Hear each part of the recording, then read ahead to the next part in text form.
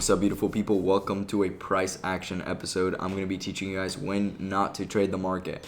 And the reason why I'm making this video right now is because this is what you do today. Instead of a trade recap, you guys are just getting a video on how not to trade the market because I'm not trading right now. So just off the bat yesterday, I was like, oh shoot, this is looking pretty nice. We got an insane expansion off the open. But that same expansion already created the daily candle range, and therefore it already acted as if like the move was already complete. So like you can see that it started consolidating.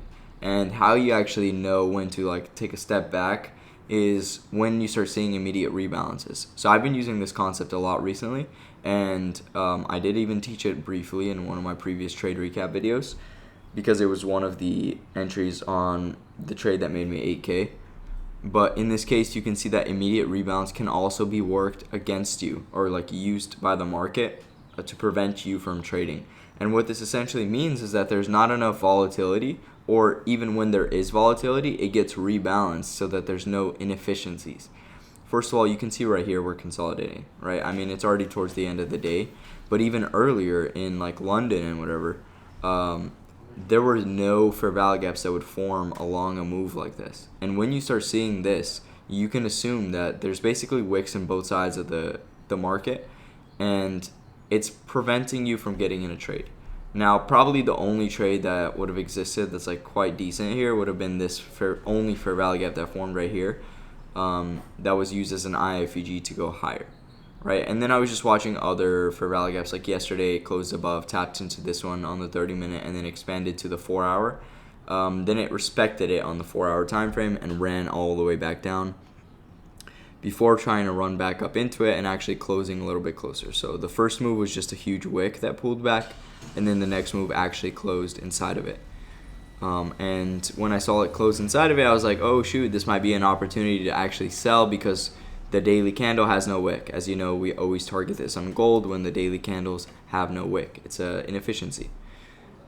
So when do you know not to trade is when you're scaling down and you realize that there are literally basically no fair value gaps here. When there are no fair value gaps anywhere inside of this move, the market's basically telling you that there's not enough volatility, not enough inefficiency for the market to run up and target because it wants to close somewhere here.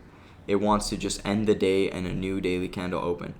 But yeah, observing it, we can see that probably in the upcoming day, we will likely get a move like from the new daily candle. I'm expecting to take out all these highs right here and run up into this daily fair value gap.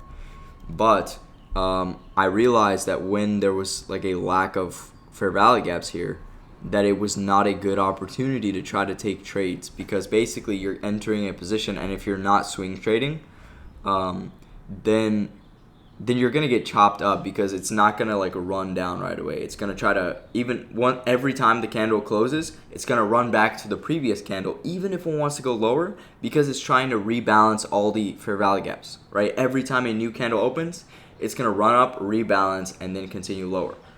New candle opens, it runs up, rebalances, goes lower.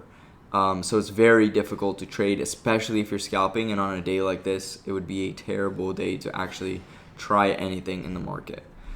There were some fair value gaps, but this isn't what you normally want to see. When price starts running, you want to see multiple fair value gaps. Like you could see this one as well.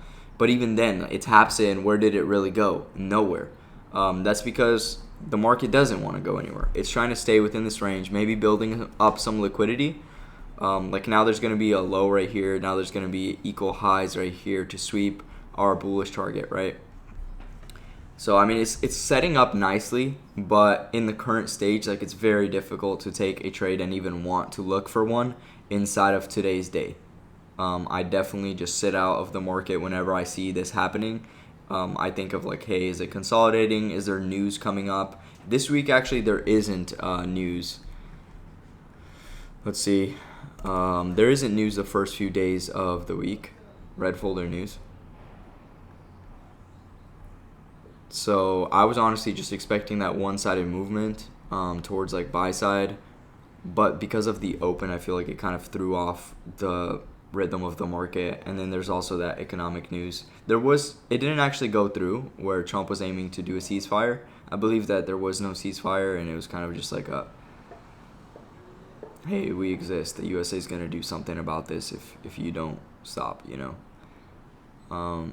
There's definitely going to be benefits, and we just kind of have to wait for the actual results. We have to keep our eyes out on economic news, because whenever Trump's doing anything, look at the market. It's not giving us opportunity to do much. Previously, it was also pretty trash, where it's just like going in both directions, but the actual daily bias is unclear. In this case, our daily bias is very clear. We know where it's likely going to head to. Like, we know that target above is going to get hit sometime this week. And then we also have this weekly for rally gap below, and then this candle without a wick. So we have some really good daily targets. We just have the lack of volatility and inefficiencies to actually use to get to those targets. So in this video, I just wanted to mention to you guys, try to catch like a hold of the market when you realize that it's consolidating or it's immediately rebalancing all fair value gaps. Like in the span of like a few hours, if you realize that there are no new fair value gaps that formed, then it's clear that the market's just telling you, based off of the order flow, that it doesn't want you to be trading. Or like, it's not that it doesn't want you to be trading. I'm telling you not to trade these kind of markets, because it's going to take you out. It's going to make you lose money inside of the rebalances. It's going to be very difficult to place a decent stop loss. You can swing trade inside of this range, because technically it doesn't matter, right? But what's the point of doing that right now when you can enter a higher probability swing trade entry? Either way, you're not gonna, market's not gonna move anywhere until the new day opens. So yeah, sometimes it just happens like this, where, I mean, it's obviously a Monday and there's no news. So I mean, it's clear to expect. The reason why I'm making this video is because most of the time we do run on gold, especially on Monday. Like, we open up and we just expand like crazy. But I want you guys to learn how to be prepared for when it's consolidating, so that you can avoid entering positions during a bad time.